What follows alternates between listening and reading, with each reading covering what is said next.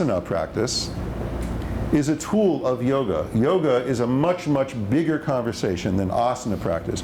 By his own admission, his whole motivation for starting to write about this stuff in the first place was when he hurt himself in an asana class. And he said he was doing some kind of side angle pose, and he was paying more attention to the pretty girl on the mat next to him than on what he was doing with his body, and he wrenched his back pretty badly. Well, sir, you were not doing yoga in that moment.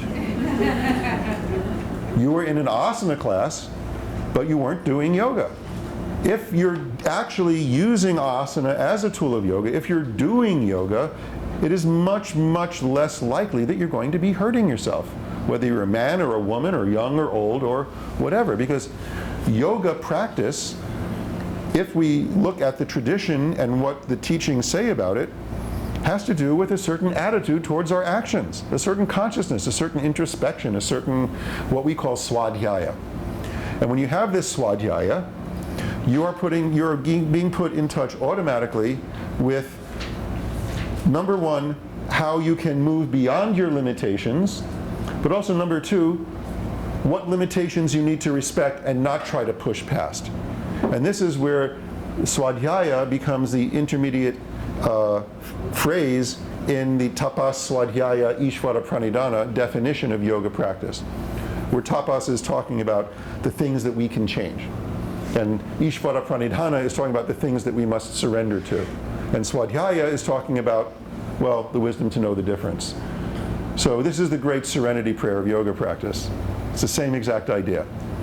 And so if we have this attitude towards our actions when we're in not only an asana class, but the rest of our lives, then that's a yoga conversation. But I know a lot of people that can do a lot of great asanas, and it doesn't mean that they're great yogis.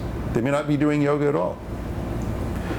Because the way we teach it actually requires you to be paying attention to what you're doing, and the main vehicle for paying that attention is to unite the process of breathing with what you're doing when you're practicing.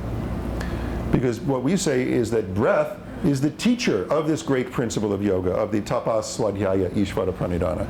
Because our breathing is both voluntary, we can change it around, and it's involuntary. We have to surrender to that part of it. So when you put the breath at the center of your practice, it will teach you that. Desikachar often says that the minute you are doing something in your practice that is so intense that you lose connection with your breathing, you're actually technically no longer doing yoga. It's no longer yoga practice. It could be something that could be beneficial. It could be strengthening or stretching or calisthenics or gymnastics or whatever. I'm not putting down any of those things. But what makes yoga yoga is that attitude, not just that you're putting your body in the shape that you'll find in a yoga book. That's asana, and it's not necessarily yoga. So folks like me cringe a little bit when they see the word yoga being used in this way to describe the sorts of things that can go wrong in people's bodies when they're doing asana practice. In reality, all of these injuries that are being described can and should be avoided in yoga. That's another sutra, by the way. Heyam dukkam anagatam. All that means in Sanskrit is the suffering which has yet to occur can and should be avoided. And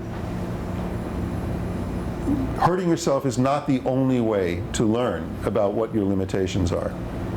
Because before these injuries happen, I assure you, your body has been communicating desperately with you all along the way.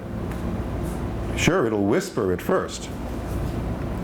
And if you ignore that, it'll start talking to you. And if you ignore that conversation, it'll start shouting at you. And if you ignore that and keep persisting in what you're doing, it will knock you flat on your ass with some kind of pain or injury or something that just forces you to do what? Stop! Injuries are your body saying, stop. Stop what? Well, stop what you were doing that was hurting you. So that's pretty much what I want to say about that.